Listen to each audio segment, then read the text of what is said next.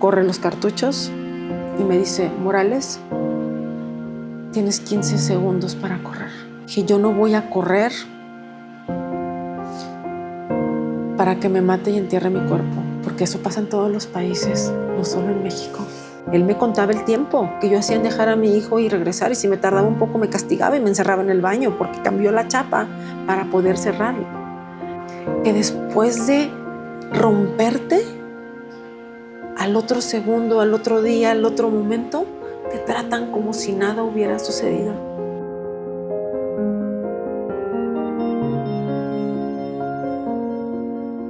Bienvenidos a esta nueva edición de Violetas para ti. Violetas para ti, quiero recordarles que es un proyecto realizado por mujeres, pensando en mujeres, pero es también una ventana que nos permite hacer trabajo en comunidad, que nos permite recibir mujeres grandiosas, mujeres valiosas, como es el caso de nuestra invitada del día de hoy, que a través de sus experiencias, de sus historias, de resiliencia, de trabajo, de superación, de lucha constante, son un referente importante para otras mujeres que tal vez se vean reflejadas a través de ese relato, de esa historia. Quiero aprovechar para darle la bienvenida a esta mujer grandiosa que hoy nos acompaña y que ya había estado con nosotros así en julio sí. De 2024, el 2 de julio de 2024. Gracias, Sasi, por estar nuevamente con nosotros. Sasi Morales Ríos, una licenciada en psicología norteña, lagunense. Lagunera, sí. Lagunera. Hoy no trae sus botas, pero le encantan las botas. Y aunque es lagunera y es norteña, creo que también ya es tapatía por adopción. Así es. Y por convicción. Sí. Porque creo que terminaste enamorándote de nuestro estado, ¿verdad? ¿Es así? Totalmente. La perla tapatía me robó el corazón. Sí. Sasi es una mujer que el día de hoy, a través de su propia historia, de lo que ella vivió, nos va a apoyar en un tema que es maravilloso y que nos han estado pidiendo con frecuencia, que tiene que ver con esos efectos que algunas mujeres tienen en su vida, efectos traumáticos, a raíz de haber vivido una relación de tipo narcisista con sus parejas y todos los efectos que causan, todos los estragos que generan, no solo en el aspecto emocional, en su psique, incluso a nivel orgánico. Sasi es una mujer empática, solidaria, sorora, que tiene una comunidad ya muy, muy cercana y es una terapeuta que ha apoyado a muchas mujeres y que les ha brindado un apoyo invaluable porque ella lo ha vivido en carne propia. Sí. El tema que nos tiene el día de hoy, me convertí en la terapeuta que me hizo falta. Así es. Sasi, pues, bienvenida nuevamente. Pues muchas gracias, Gaby. Creo que algo que es muy importante para las mujeres que se han encontrado o que todavía están en una situación de vulnerabilidad por una relación de este tipo, muchas veces les cuesta visualizarse fuera de ese vínculo. Les cuesta mucho saber que viene una vida mejor. Es muy común que en consultorio me pregunten, ¿voy a volver a ser la misma de antes? Y yo siempre les digo, no. Pero nunca nadie es el mismo de antes. Y entonces esto se convierte en un mensaje de amor y de resiliencia, de amor propio, de autoconocimiento. Y sobre todo para aprender de ti misma y no volver a ese lugar del que saliste. Entonces, todo empieza en mi historia hace ya más de 12, 13 años. Bueno, empieza mucho antes. Yo me divorcié en el 2011. Yo vivía en Francia. Mi exmarido era de una familia acomodada de cierto renombre en Francia. Y teníamos un hijo. Antes de firmar el divorcio, fuimos a un a un evento de su familia. Y en este evento, yo recuerdo, era la primera comunión de su sobrina, no habíamos dicho todavía nada, que estábamos ya en proceso de divorcio, y había mucha gente que yo no conocía. Bueno, muchos años después me llega yo ya vivía en Guadalajara, ya divorciada de él, y me llega una solicitud de Facebook. Eso te lo voy a contar porque en general hay que entender que los psicópatas son meticulosos y ellos eligen a las víctimas. Hay una parte perversa en esto, muy perversa, y que a nosotras como víctimas nos cuesta entender tanta perversidad porque nosotras no somos así. Entonces me busca y yo veo que tengo en común al hermano de mi ex, del papá de mi hijo, y a algunas, pues a su sobrina, gente. Me saluda, hablo con él, empezamos a interactuar y él me dice que es el mejor amigo del hermano, ¿no? Entonces empezamos a platicar, yo no vi nada malo y un día él me dijo, yo me acuerdo de ti. El día de esa fiesta, me dijo, él me describió la ropa que yo traía. Tú traías un vestido rojo, como de camisa, tu bebé en brazos, mi hijo tendría casi un año. Y en el momento yo lo sentí como un halago, ¿no? Ahora yo ya me doy cuenta que es psicopático. Alguien que memorice tantos detalles. Con el tiempo me entero que él era aparentemente el guardaespaldas del hermano y venía de una historia muy complicada, ¿no? De una infancia difícil. Él empieza a contarme su historia, todo esto él en Francia, yo aquí en México. Y él me cuenta que la mujer de su vida se había muerto un año antes. Cuando me enseña la foto, yo sí la recuerdo haberla visto en ese evento. Recuerdo incluso haberla visto como muy recatada, muy discreta, muy, ¿sabes? Como muy tímida. Y recuerdo que él empieza como a decirme muchos detalles de la familia que yo empecé a confiar en él. O sea, realmente conocí a la familia. Por ejemplo, cuando nos divorciamos, yo escribí una carta, un correo a los papás de mi expareja, en el cual yo había expresado algunas pues, cosas buenas, malas, ¿sabes? Como haciendo un balance, ¿no? Cerrando la relación con la familia. Y él me habló de ese correo. Y dije, ¿cómo? O sea, él realmente tenía acceso a información privilegiada. Se fue ganando mi confianza cada vez. Pero aquí pasa algo muy curioso. Él empieza a meterme inseguridades que yo no tenía. Por ejemplo, me dice, es que eres tan agradable, no entiendo cómo tus ex-suegros no te querían. Yo sabía que no eran fans míos, pero tampoco era como que nos odiáramos, ¿no? Y él me lo empezó a plantear así. Y empieza a plantearme las cosas como que yo empecé a ver, como dicen, moros con tranchetes.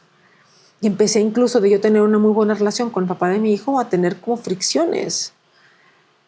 Total que, me habla de esta mujer de la que se enamoró, que al parecer ella murió. La historia que él me cuenta, y esto es bien importante contarlo, es que me dice que murió de una negligencia médica, que ella padecía pues depresión y todo, y que ellos viajaron a pasar el fin de semana en otro lugar, y que al parecer ella tomó alcohol con amigos, y cuando llegaron al hospital no la quisieron recibir, y murió porque al parecer ella había tomado algunos medicamentos y se mezclaron con el alcohol. Entonces se la había demandado al hospital por esta negligencia médica. Incluso le hizo una tumba, me enseñó la foto, era un mausoleo enorme y me dijo, ella era madre soltera. Me dijo, me quitaron al niño porque ellos son como rescatadores. Una cosa que después con esto aprendí es que ellos utilizan a los niños para acceder a ti. ¿Ellos te refieres a este perfil de hombres narcisistas y psicópatas? Uh-huh. La cuestión es que empiezan a suceder las cosas. Ahí llega un día en que él me confiesa, me manda una selfie donde está él con el hermano del papá de mi hijo y el abuelo. Y me dice, saludos. Y yo, bueno, entonces tiene relación con ellos, ¿no? Después de eso, me dice, tengo que confesarte algo. Y es que van a internar, la mamá de la abuela paterna de mi hijo tenía demencia Y me dice, él me dijo, te voy a contar algo, la van a internar en como una especie de centro de atención psiquiátrica. Y aquí o sea, él me da fechas, me dice, y el papá de tu hijo no sabe. Yo te diría que mejor le digas, porque a lo mejor no está enterado, ¿no? Entonces, como sutilmente, yo no quería decirle a él, a mi hijo, porque ya empezábamos a tener fricciones, él metió discordia. Y le dije, oye, que tu mamá, y dices, está ahorita en una clínica, me dice, sí, mi papá ya no puede con eso. Y dije, ok, así quedó. Pasan 2, 3 meses y él se sigue ganando mi confianza. Incluso convivo con sus hijas. Y llega un momento en que él me dice, ¿tú crees en lo sobrenatural? Le digo, pues ni sí ni no. Y me dice, ¿sabes? Yo fui a ver una medium cuando murió Marie y ella me dijo que yo iba a conocer a una mujer del otro lado del mundo con un hijo. Entonces imagínate, para esto, en mi historia, yo venía, después de que me divorcié, salí con alguien que por ser divorciada o por tener un hijo, me dijo, ay, esta relación no va a funcionar, ¿no? Entonces... ¿En París? No, ya en México. Aquí. Sí, yo me divorcié y me regresé a México en el 2010. Esto que te digo fue como en el 2012, 2013. En 2013 fue. Entonces, él me dice, con un hijo y bienvenido, y yo empieza como a darme a entender qué puedo ser yo, ¿no? Pero yo todavía traía esta culpa de decir, no, pero ¿cómo? O sea, él tiene relación con la familia del papá de mi hijo, esto no sería ético, no sería todo. Entonces él empieza a quebrar un poco esa parte moral. Empieza a meterme dudas, empieza a meterme pues, cuestionamientos de la moral de la familia, empieza a contarme secretos, traiciones, infidelidades de la familia para que yo empiece a cuestionar. Decirme, y tú te estás deteniendo por darme una oportunidad por esta gente que es inmoral. Total que llega un día y me dice, oye, o sea, la señora está muy mal, está delicada. Al parecer, cuando la internan, ella se quiere dejar morir. Dijo, avísale al papá de tu hijo ya. Entonces le habló al papá de mi hijo, le dije, oye, no sé si ya te hablaron, pero tu mamá está muy mal. Le habla a su papá, a su hermano, efectivamente lo confirma, me dice, no sé cómo supiste. Y es cuando yo le digo, es que he estado teniendo una relación de amistad con un amigo de tu hermano. Entonces se queda así, me dice, como que no le da importancia. Viaja a Francia, su mamá literal lo estaba esperando para irse. Y me habla y me dice, oye, pues ya. ¿Para irse te refieres para poder morir? Para poder morir. Para poder morir en paz. Para poder morir en paz. Quería ver a su hijo, ¿no? Cuando llega esta situación, pues estuvimos hablando, él y yo, obviamente, pues yo explicando, mi hijo estaba muy pequeño, entonces tenía 3, 4 años, ¿no? 4 más o menos. Y él me dice, oye, conocí a un amigo tuyo, pero como que él se le va el avión de repente, y yo, sí, te había contado que así supe, me dice, es raro. Y yo, ¿cómo raro? Me dice, sí, es grande, musculoso, pero una mirada que no es limpia. Y yo, ay, pues no sé, le digo, o sea, se ha portado conmigo súper bien.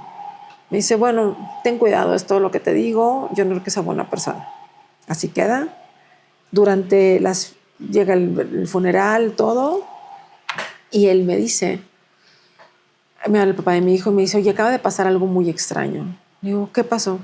Este hombre se me acercó y me dijo, yo estoy enamorado de la mamá de tu hijo y quiero hacer las cosas bien y quiero pedirte autorización para ir a México a cortejarla.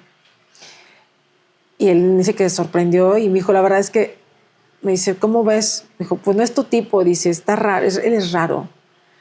Total que llego, que el papá de mi hijo le dijo, mira, mientras respetes a mi hija, que yo tengo un hijo y no te metes en esa relación, ella es libre de hacer lo que quiera, ¿no? Tenemos 3 años divorciados. Pues él lo tomó como un sí.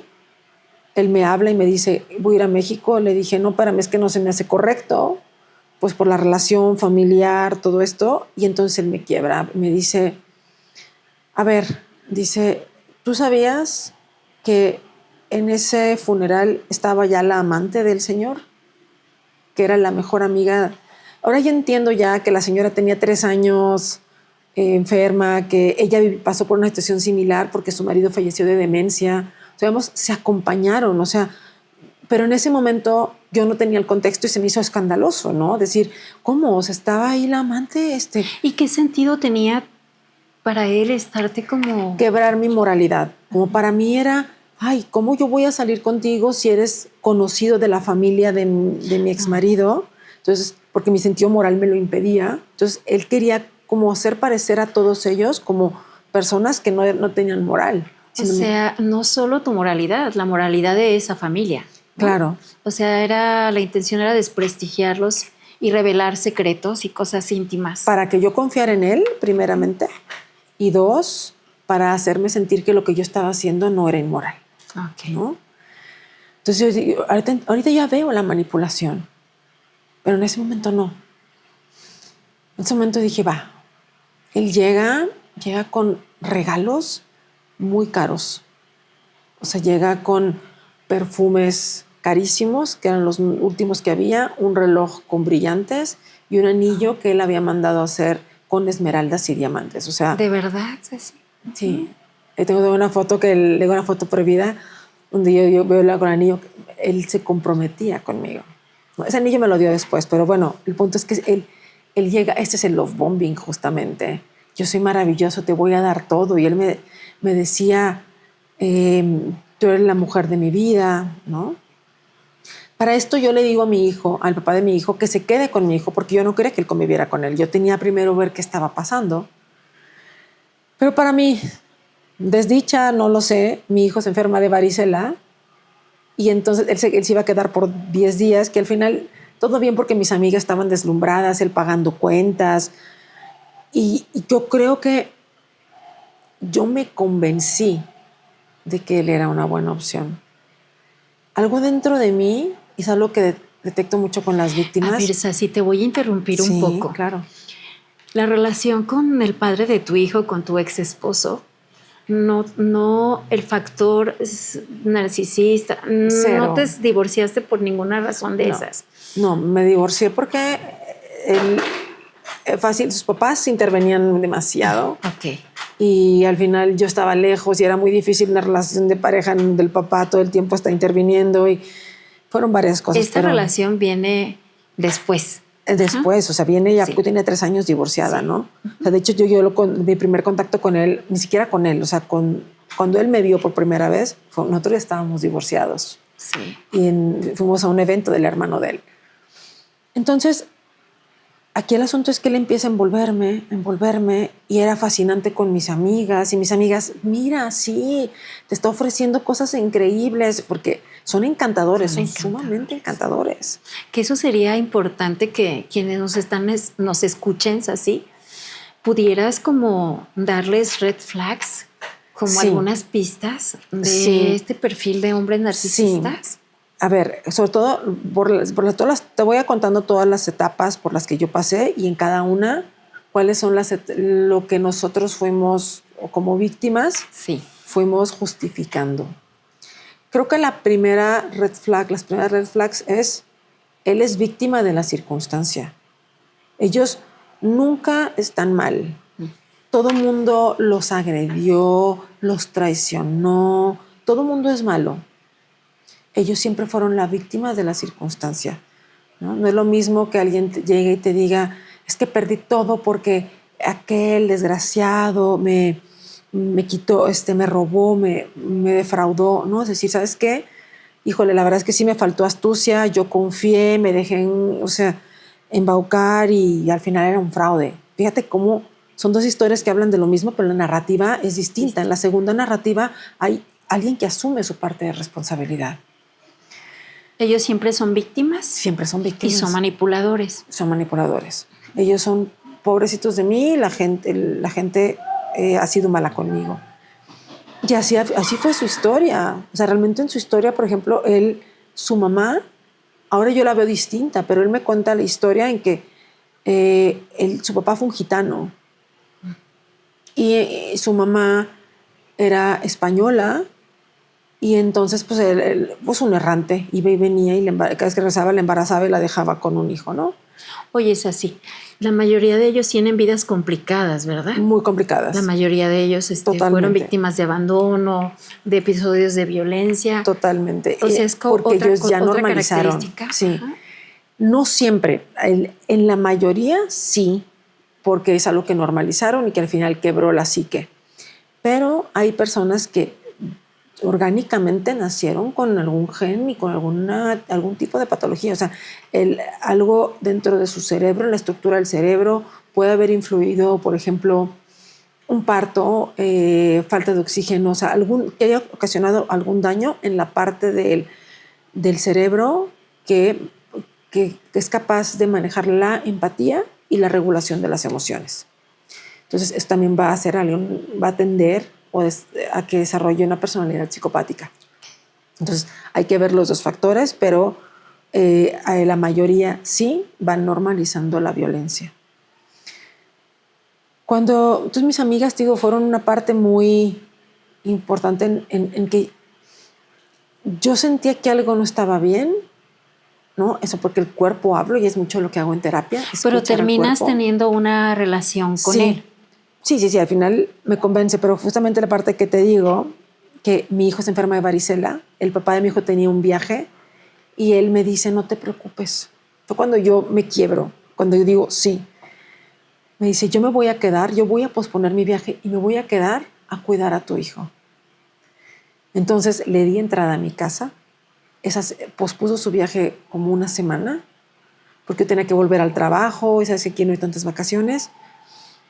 Y yo recuerdo un día que yo llegué del trabajo y él estaba en el piso jugando con mi hijo y mi hijo sale, yo emocionado, mamá, se puso a jugar conmigo. O sea, entonces fue cuando dije, wow, o sea, sí, o sea, y fue cuando yo decido tener una relación con él. Me acuerdo que mi mamá esa vez se enojó mucho conmigo. Esa Navidad yo no la pasé en casa, no fui a Torreón. La puedo entender ahora, ¿no? Sí.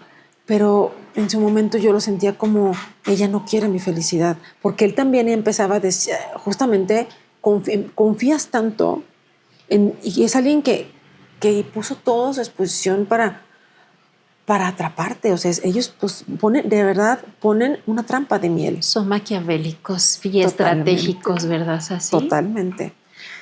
Tu mamá sentía que te estabas precipitando. Sí, que me estaba, o sea, que sobre todo pues porque ella decía, oye, pues es que hay la lealtad de la familia, todo esto. Al final, yo empiezo a contactar con sus hijas, a estar en comunicación. Bueno, entonces era el Skype y videollamadas. Las hijas divinas, empiezo a convivir con la mamá de sus hijas porque él las quiere traer. Entonces me dice, yo quiero pues, saber con quién van a convivir mis hijas, ¿no? Y lo pude entender perfecto y empecé a conversar con ella. Ella es de Bosnia y salió huyendo durante la guerra. Esto tuvo importancia más adelante. Total que vienen y todo maravilloso, todo perfecto. Yo vivía pues un sueño. Mi hijo, sus hijos, yo decía, sí, esta familia sí me gusta. Y entonces, cuando ya estaba yo ahí dentro, viene la primera proyección de culpa. Para esto él tenía una empresa de seguridad que le daba servicio aparte de los negocios de mi exmarido y todo, ¿no? Y resulta, hoy entiendo que fue distinto, pero él me contó una otra narrativa. Él me dijo que a raíz de que la familia se enteró de nuestra relación, le quitaron contratos de la compañía. Hoy, la historia que yo ya sé es pues que a raíz del fallecimiento de la señora, pues se empezaron a vender como franquicias, entonces pues ya cada quien decidía quién contrataba, ¿no? Entonces eso le afectó. Pero yo me quedé con esta historia en la que por tu culpa yo perdí contratos inconscientemente. Esto es la proyección de culpa. Ellos empiezan poco a poco, ya una vez de que estás en tu luna de miel, la culpa, ¿no? ¿Ese fue el primer acontecimiento que te cimbró? Creo que conscientemente sí. ¿Tú estabas enamorada? ¿Sí te enamoraste? No, estaba en este proceso de alma gemelización. O sea, ¿qué pasa? Que ellos te bombardean tanto que el cuerpo está produciendo todo el tiempo adrenalina, oxitocina, dopamina, ¿no? Entonces, crees que eso es amor. Entonces, ¿Pensaste que era tu alma gemela? Llegó un momento en que sí, aparte te llega y te cuenta esa historia de que una medium le dice, entonces empiezas a decir, a lo mejor, si bien no lo creía, te mete en la duda. Y entonces yo dije, bueno, sí es cierto. Yo empecé a sentirme como culpable, me decía, bueno, no importa. Ahorita tengo problemas económicos y yo ya no puedo estar viajando a México. Entonces es hora de que empieces a pensar venirte a Francia. Y yo, en esta culpa de decir, por mí dejó todo, por mí perdió su negocio, y digo, bueno, pues creo que me toca, a fin de cuentas es mi sueño, él me está vendiendo mi sueño. Aquí es bien importante algo, cuando una persona entra en una relación, tú estás firmando por el sueño, tú firmaste por el sueño, por eso se llaman víctimas. Porque si alguien te hubiera dicho, vas a firmar por tu pesadilla, nadie firmábamos. Claro. Y yo firmé por mi sueño. Iba a dejar todo, a vender todo, cuando una amiga que se acababa de divorciar, en ese entonces era amiga, me dice, no vendas nada, si quieres ve a ver si funciona, yo me quedo, te rento, te pago la renta y tu coche y todo, si al final decides quedarte allá, yo te compro todo. Pero para que no te quedes sin nada. ¿Tú ya eras terapeuta, así? ¿Ya eras licenciada en psicología? Sí, en psicología, y yo trabajaba nada más cognitivo-conductual. Casi siempre tenía un trabajo por la mañana y en las tardes de pacientes. Pero tenías herramientas, ¿verdad? Así, o sea, sí, te lo pregunto porque imagínate. O sea, sí y no. Sí y no. Sí y no, porque justamente esa parte ¿por qué me vuelvo? O sea, me convierto en esa terapeuta, porque yo no sabía de estos personajes. No es lo mismo verlo en el DSM-3, que era entonces ahorita el DSM-5, que habla de los trastornos de personalidad, a vivirlo. No es lo mismo. No es lo mismo la historia que te cuentan del narciso a tenerlo enfrente. No es lo mismo. No es lo mismo verlo en el manual a tenerlo enfrente. Entonces me voy a Francia, me voy con 8 maletas, voy con mi hijo. Fue un poco complicado porque el papá de mi hijo decía, ¿cómo? O sea, yo me vine a vivir a México por mi hijo. Fue otro round que me eché. Mi mamá, que no estaba tan contenta. Bueno, al final de cuentas me voy. Y él, estando allá, él empieza justamente a minimizarme en todo. Él abre un negocio, hace que la mamá de sus hijas pida un préstamo, se endeude para crear un negocio de comida mexicana. Era más Tex-Mex. Y que yo tenía que encargarme, yo hice las recetas, hice todo, pero poco a poco me fue sacando de ahí.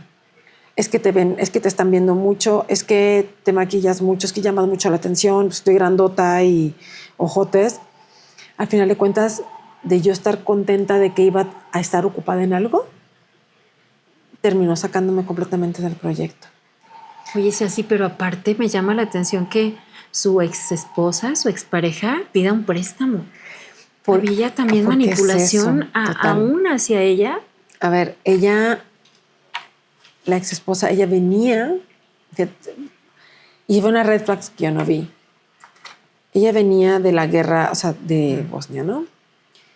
Y sale huyendo y él la rescata.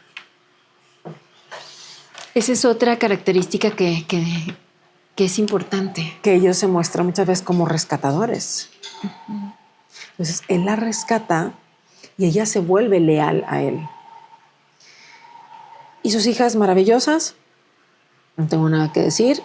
Ella hizo muy buen papel como madre, pero sí me tocaba ver y me enojaba mucho cómo criticaba el cuerpo de él. O sea, cómo te minimizo, pero te aplaudo. Te minimizo y te aplaudo. Yo le decía, oye, eso sí yo lo veía, por ejemplo. Oye, le estás enviando un mensaje opuesto a tu a tus hijas, ¿no? Y él no lo asimilaba. Incluso él se acercaba y de repente yo empezaba a ver como cambios de personalidad y me hablaba de una manera y así me hacía. Mi lengua, yo tengo lengua de serpiente y con mi lengua te voy a hacer más fuerte. Hoy entiendo que él siempre estuvo consciente del poder de sus palabras. Yo tengo una hermana que vive en Francia y él empezó a ser cada vez más severo conmigo y me hacía sentir culpable todo el tiempo. Y en una ocasión, mi hijo adopta un gato. Eran dos, su hija se quedó con uno y mi hijo se quedó con otro. Y el gato una vez se hizo del baño en un lugar y él se atrevió a decir que había sido mi hijo. Y mi hijo me decía, mamá, te juro que no fui yo. Y él, sí, es. O sea, pero llegó un momento en que se puso tan violento que yo llegué a pensar, o sea, a dudar realmente. Yo le decía, hijo, ya, yo me acuerdo que lo regañé. Es de las cosas que ya aprendí a perdonarme. Y mi hijo lloraba y me dice, es que no me crees. Un niño de 5 años. El día que empieza a romperse esto, de esta estira y afloja, porque era bueno y de repente te soltaba un comentario hiriente y sube y baja.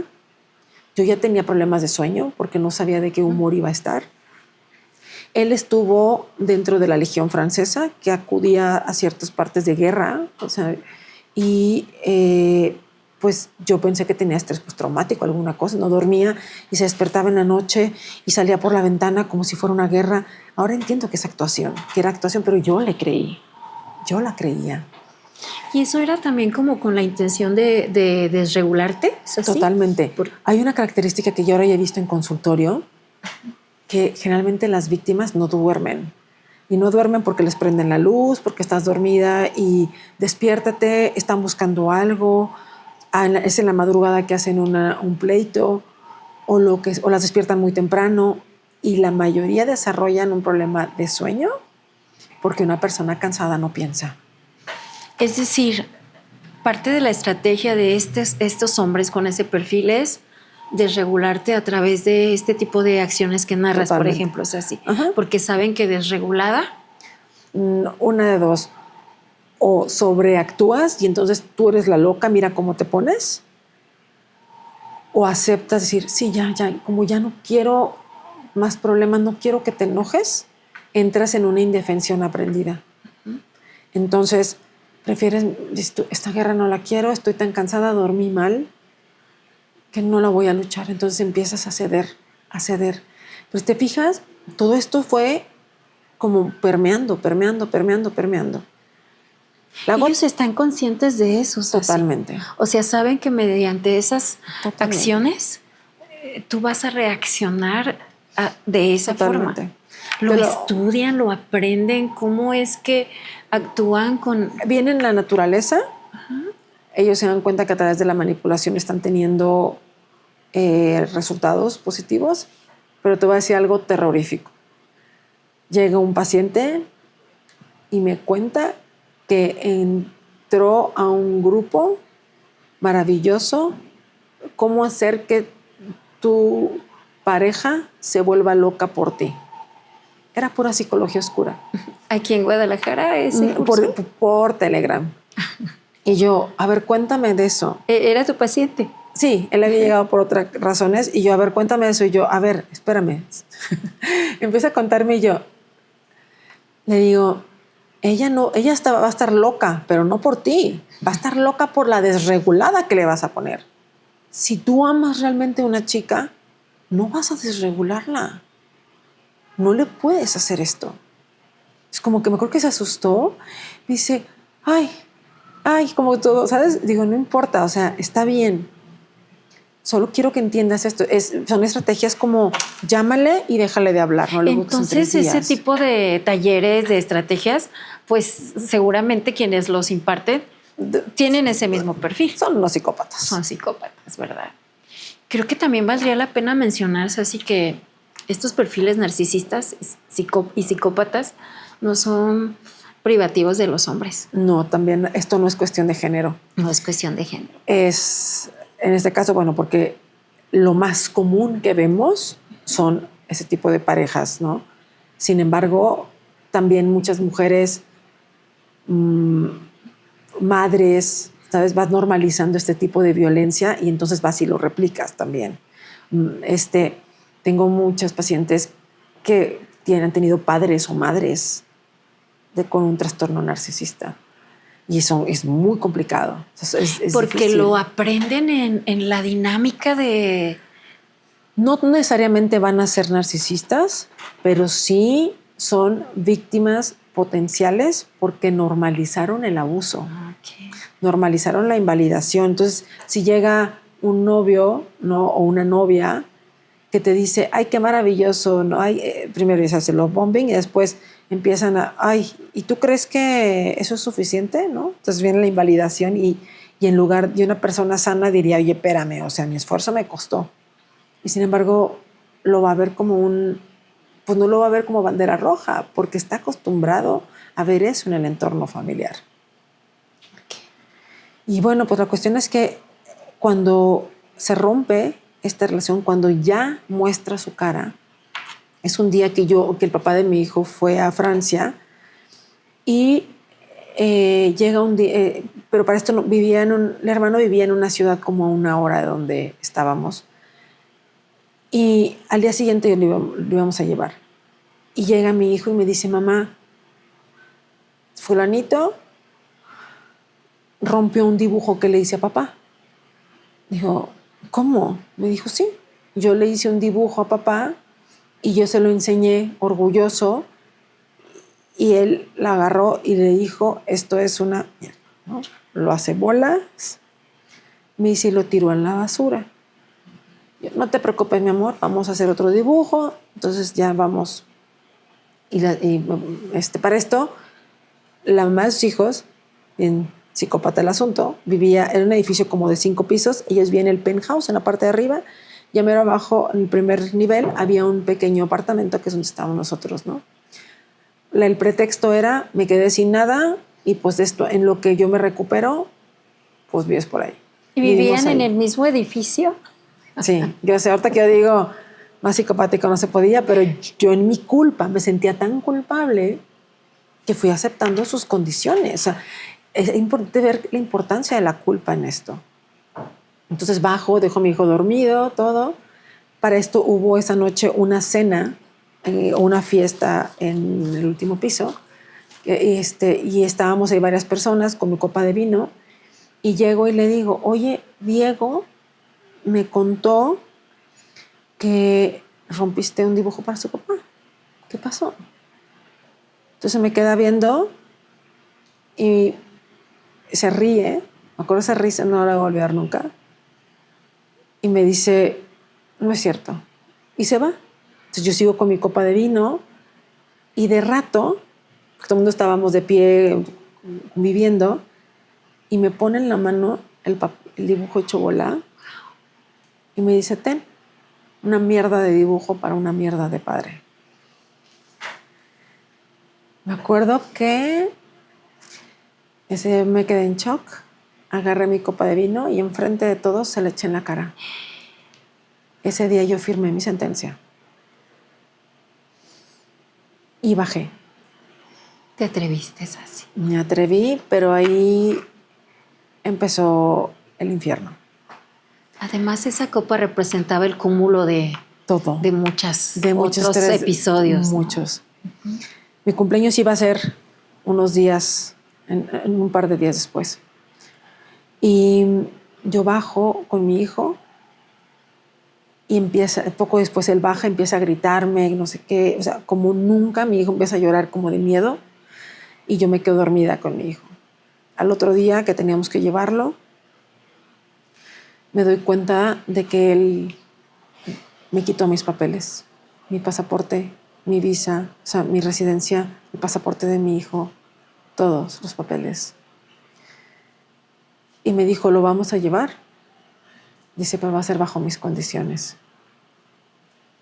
Él tenía armas en la casa, porque era el ex militar. Y saca un arma y me dice, cuando lo entregues, dice, dice, no quiero que digas lo que pasó. Yo tuve que irme con el celular en llamada para que él escuchara. En mi miedo, en mi terror, yo veía que de repente a él le pasaba, ¿sabes? Como esta lucita roja. Yo no sabía si era a lo mejor un apuntador o no, pero yo sabía que él traía un arma. Y yo llorando, porque yo había llorado, yo dejaba de llorar. Y me dice el papá de mi hijo, ¿estás bien? Y yo nada más le decía, no puedo hablar. Y le enseño el celular abierto. ¿Qué está pasando? Todo está bien. Y me dijo, mamá, ¿ya no vas a llorar? Yo, no, mi amor, es que la cabeza me ha estado doliendo. Y es que a mi mamá le ha estado doliendo la cabeza. Después de que... Y yo volteé y le digo, porque iba a decir, después de que Sebastián gritó tanto en la noche. Y en eso, yo lo hago así y muestro el teléfono y me dice, espero que sepas lo que estás haciendo. Le dije, sí. Regreso al coche, a la camioneta. Él se para en un lugar a comprar municiones. Municiones. Sí, traía arma. A la mitad del camino se pone en un parador, se estaciona y él me llamó por mi nombre, por mi apellido la primera vez. Corre los cartuchos y me dice, Morales, tienes 15 segundos para correr, porque si te encuentro te mato. Fue el primer día y la única vez en que yo me desprendí de la vida. Yo decía, lo que yo más amo, que es mi hijo, está con su papá. Dije, yo no voy a correr para que me mate y entierre mi cuerpo, porque eso pasa en todos los países, no solo en México. O sea, ¿cómo? Yo pensaba en mi mamá, decía, ¿cómo le voy a dejar a mi mamá este dolor? Porque él va a contar una historia en la que yo me fui con otro, no lo sé. Y todas esas ideas pasaban por mi mente. Y yo decía, pero si me mata aquí, a lo mejor algún forense va a encontrar sangre. Y yo decía, porque si salgo, estoy segura que la mamá de sus hijas es tan leal a él que puede ayudarle a cubrir el crimen. Porque empecé a entender la lealtad excesiva. O sea, ella era sumisa completamente a él.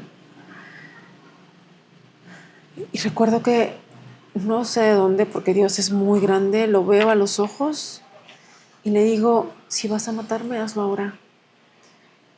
Y una parte de mí decía, que acabe con esto ya.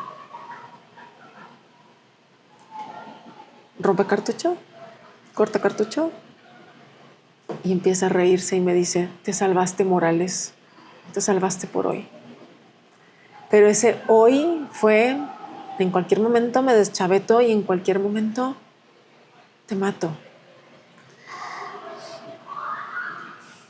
Regresamos a la casa, al departamento, y yo lloraba y lloraba y yo ya no tenía mis papeles. Y yo decía, ¿cómo le hago para correr? O sea, ¿dónde estoy? ¿Dónde estoy metida? Y al otro día, porque eso también es muy común de los narcisistas, me despierto, feliz cumpleaños, y sus hijas y flores, como si nada hubiera pasado. Y yo, sin entender, y esto lo he escuchado mucho en mis pacientes, que después de romperte, al otro segundo, al otro día, al otro momento, te tratan como si nada hubiera sucedido.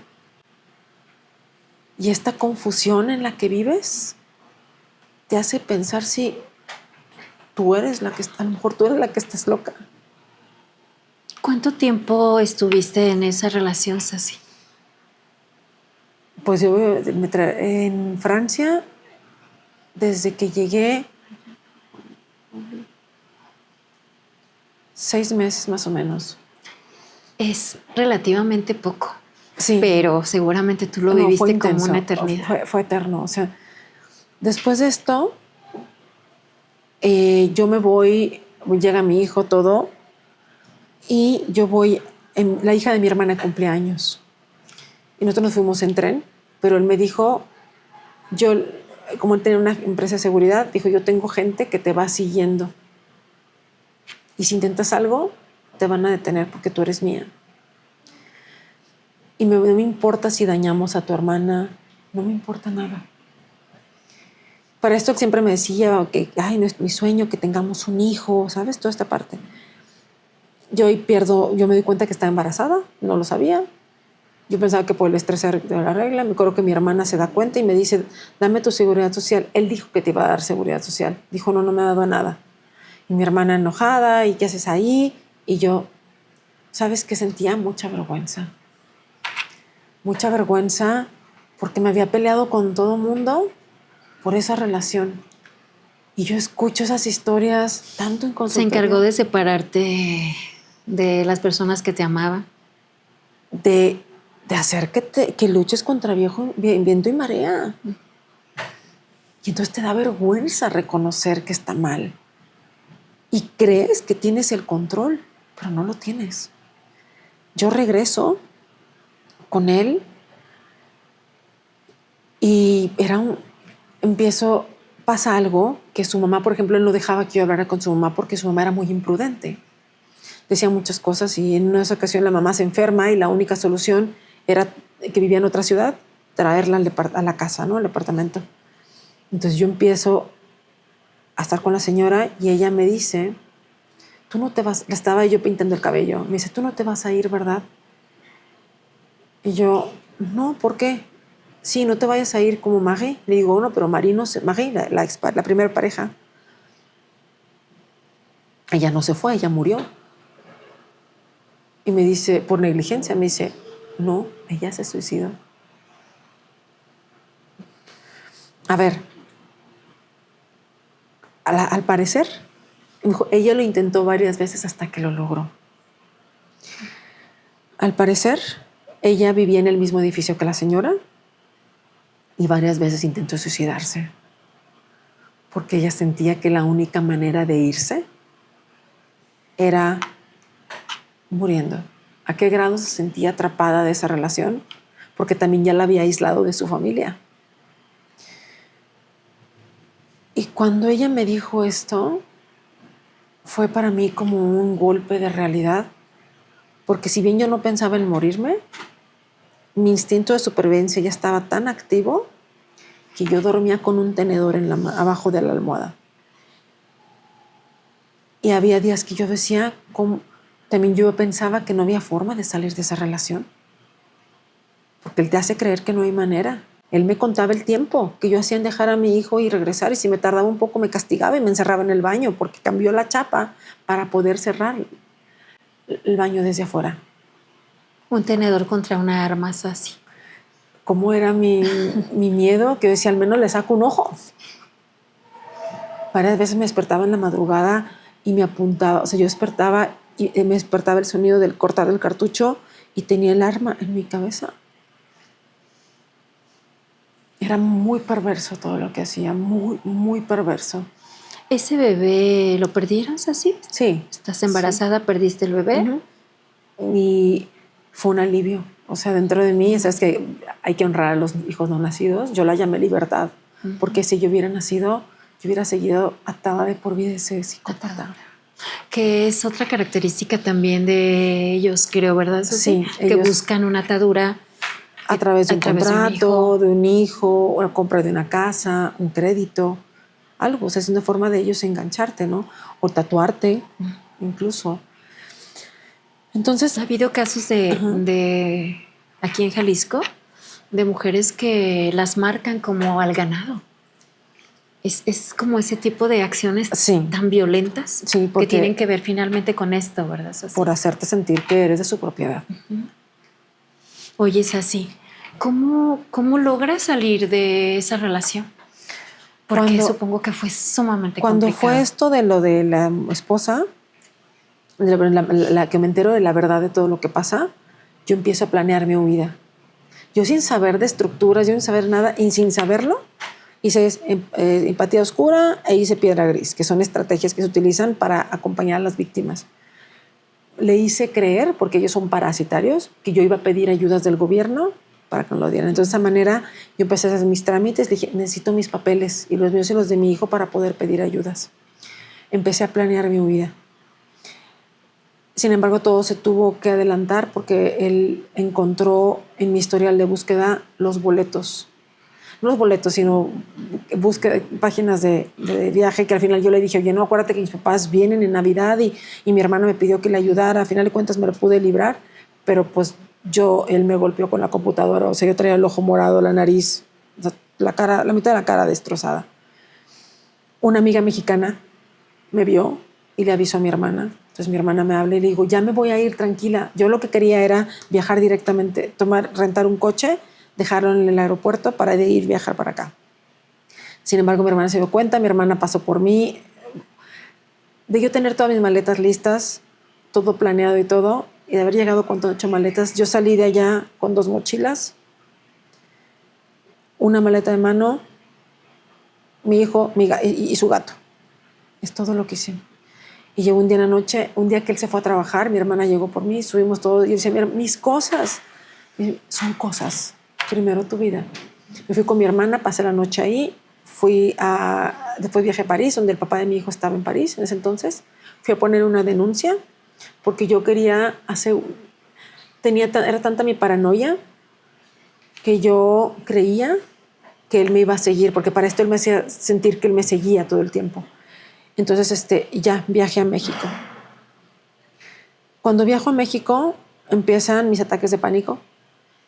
Empieza todo esto que ahora yo sé que es síndrome de estrés postraumático. Empieza el no dormir, empieza el nerviosismo, empieza el sentirme vigilada, una desregulación total. Muchas veces yo tenía ganas de buscarlo, pero es el síndrome de abstinencia porque te vuelves, el vínculo traumático es altamente adictivo. Tu cuerpo empieza a producir su propia droga, que es familia de las anfetaminas. Entonces, cuando yo empiezo a buscar ayuda, busco un terapeuta y es aquí esta parte donde digo me comporté. Es cuando haces esa... Tú realizas en París una maestría. Sí, pero es otra maestría. Que no tiene nada que ver. Nada que ver. Esa es en estandarización de procesos humanos. Ajá. La realizaste allá. Ajá, y también también especialicé en cognitivo-conductual, pero digamos que ahí es cuando empiezo yo a ir con terapeutas que no conocían tampoco del caso y me van revictimizando. Entonces, y es algo de lo que yo hago mucho conciencia. Una terapeuta que se prestó al juego porque él contactó a una amiga para decir, la que se ha quedado en mi casa, para decir que yo había salido huyendo porque lo había defraudado y le había robado dinero. Cuando yo no tenía un peso, me quedé endeudada a más no poder. Y ella buscó a la terapeuta a decirle que yo era una mitómana. Entonces yo noto cómo cambia la terapeuta. Digo, oye, me traicionaste, ¿no? Entonces cambio de terapeuta. Llega otro terapeuta que me dice, es que tú estás contando todo mal, no puedo creer que tú seas la buena de la historia. Y sí hay, o sea, no te creen. No nos enseñan a creerles a las víctimas. Yo no estoy hablando ni siquiera de algo terapéutico, sino de creer. Hubo otro que me dijo, ya contaste mucho la historia, capaz que ya está distorsionada. Yo dejé de contar mi historia porque yo pensé que estaba exagerando. Yo pensaba que era ridículo. Por esas revictimizaciones, sí, y por esos terapeutas fallidos. Así es. Hasta que un día, en la pandemia, yo veo a un psiquiatra, especialista en víctimas de secuestro, Pero me llama la atención que empieza a hablar de síntomas que yo digo, yo tengo eso, a mí me pasa eso. Y él estaba en San Luis Potosí. Y me acuerdo que lo contacto. Oye, y me dice, sí, puedo darte terapia en línea. Y empieza a ver, y yo le dije, es que mira, cuando yo me divorcié, yo creo que eso fue lo que pasó, me tocó mucha inseguridad, yo creyendo que era por lo que he vivido yo en Torreón de la inseguridad. Y en eso él me dice, ¿no? Entramos en esto y me dijo, tú fuiste víctima de un psicópata integrado.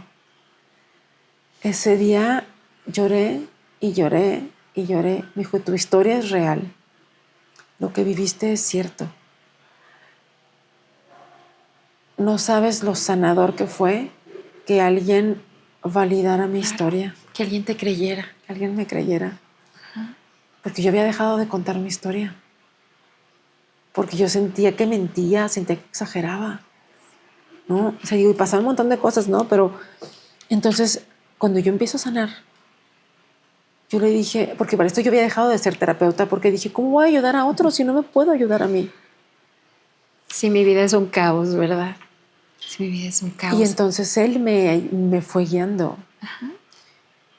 Me dice, oye, mira, no hay la especialidad como tal, pero empieza a estudiar esto y empiezo yo en línea a involucrarme a esto, a aprender de trauma complejo.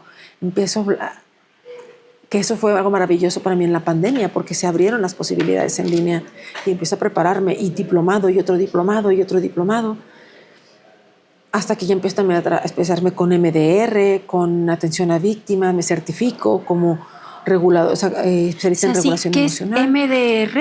Es una terapia que tiene sustento médico. Ajá. Y es especialmente enfocado en eventos traumáticos. Se llama reprocesación de trauma a través del movimiento ocular. Te lo pregunto porque sería importante que las personas que van a tener acceso a este episodio, a esto que nos has narrado de forma tan valiosa, seguramente se pueden ir identificando como tú te identificaste cuando claro, empezaste a escuchar a ese psiquiatra. Yo tengo esto, yo tengo esto.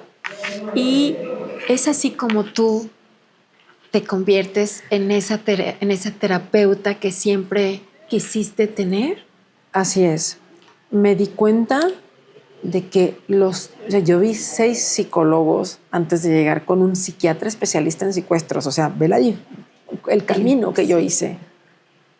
Fueron 5 años en los que yo viví sintiendo que yo no era yo, sintiendo que sobrevivía cada día, sintiendo que vivía una vida que no era mía, en una despersonalización terrible. Y entonces yo dije, yo en muy poco tiempo, relativamente en 6 meses, yo volví a ser yo. Hay algo que se llama la anedonia, que es la incapacidad de sentir placer. Y yo me acuerdo que yo iba a mi restaurante favorito a pedir mi plato favorito, tratando de sentir gusto y emoción, pero estaba tan bloqueada que no sentía nada y me subí al coche llorando porque no lograba conectar con el placer. Entonces no vas viviendo, las víctimas sobreviven. Cuando yo vuelvo otra vez a sentir gusto, a reír, a sentir gusto por la vida, por la convivencia, digo, Dios santo, o sea, ¿cuántas mujeres como yo no hay? ¿Cuántas personas perdieron el gusto de la vida y están sobreviviendo? Y entendí que tenía que convertirme en la terapeuta que me hizo falta. Porque perdí 5 años muy valiosos.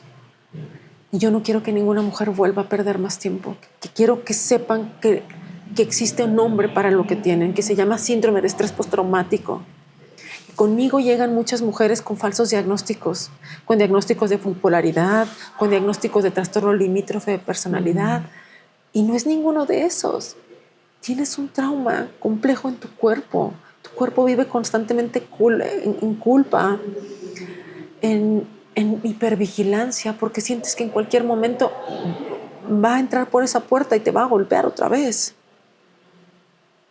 Y te va a volver a culpar. No es vida. No es vida porque yo estuve así 5 años. Y así, estas mujeres a las que te estás refiriendo, ¿dónde te pueden encontrar? En mis redes. Es la forma más fácil. En Instagram es ser-az.mx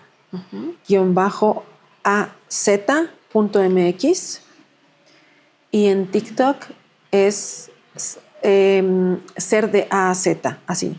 ¿Por qué? Porque así se llama un poco mi proyecto, ser de A a Z, o sea, cómo aprender a ser y reaprender a ser. Se los vamos a agregar en la descripción del video, pero sí me gustaría, antes de que te vayas, bueno, primero hacerte una invitación a una segunda parte que me parece que este es un tema Amplio, enorme. enorme. No, pero aparte es un tema muy importante. Sí. Es un tema muy importante que creo que debemos darle continuidad, porque seguramente muchas mujeres están padeciendo lo que tú padeciste y no saben cómo salir.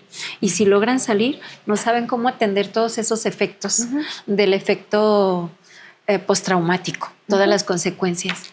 Entonces, ¿me aceptarías una segunda invitación? Claro que sí, y con todo gusto. Y lo primero que les diría a todas ellas es que sí hay salida. Y a veces no, yo sé que esas terapias son muy caras, pero existen muchas pequeñas estrategias que les pueden ayudar a sobrellevarlo. Y sobre todo, cultiven su cuerpo, el ejercicio, el movimiento, tengan rutinas de sueño y cuiden su alimentación. Y también cuídense de quienes se rodean, de personas que te sumen. Eso es lo que yo he visto que hace una gran diferencia para que una víctima pueda salir más rápido de ese entorno y de ese entorno, de ese síndrome de trastorno. Y creo que acercarse a una red de apoyo, o sea, sí, es muy importante. Mencionaste hace rato una frase con la que me gustaría que cerráramos, que es: yo sí te creo. Cuando muchas personas no creen y por fin encuentras a alguien que te dice yo sí te creo, y esa frase se vuelve tan poderosa, tan emblemática de un movimiento feminista. Cuando no juzgas, cuando escuchas y te das la oportunidad de creer a esa mujer, a esas personas que están pasando por esa situación muy difícil, que parece un laberinto sin salida, pero sí hay salida. Sí, entonces me gustaría si te despides así, con ese mensaje especialmente para esas mujeres, porque Violetas para ti, bueno, está dirigido principalmente a esa comunidad. Okay. Primero que nada es entender que lo que vivieron no lo eligieron ustedes, no es su culpa. Como dije al principio, si te hubieran dado el contrato diciendo lo que ibas a vivir, no lo hubieras firmado. Y que es importante que estés en un entorno que te crean, que no te juzguen, y sobre todo, una frase que siempre les digo a mis pacientes: nadie sana en el mismo lugar en el que enfermó. Sí es posible salir de ahí. Muchas gracias, Sacy. Gracias a ti. Muchas gracias, Sacy. En nombre de esta comunidad de Violetas para ti, te quiero hacer entrega de estas flores que son tan lindas como tú, como tu alma, Sacy, como tu corazón, en señal de agradecimiento por todas las mujeres que ahora llegan a tu consultorio, Sacy, y que gracias. La vida y tú, por tu tesón, permitieron que te convirtieras en esa terapeuta que siempre quisiste tener, y que esa terapeuta ahora puede ayudar a tantas mujeres así, ayudar a tantas mujeres, y en consecuencia es ese efecto, ¿no? Inspirar esas mujeres a sus hijos, a sus familias, porque no solo enfermamos nosotras, enfermamos ese círculo tan cercano, tan de nosotros. También enfermamos a los que amamos. Pero si sanas, también sanas a los tuyos. Claro, sanas tú y sanan todos. Así es. Sacy, muchas gracias. Ponlas en un espacio lindo de tu casa. Así será. Gracias por hablarnos con esa profundidad de tu corazón. de esa experiencia tan difícil que la has transformado de una forma tan extraordinaria. Gracias por ser una mujer grandiosa. Muchas gracias por el espacio y espero que al menos una vida pueda ser cambiada y pueda ser salvada. Que así sea. Muchas gracias, Gracias, Ceci. sí. Gracias.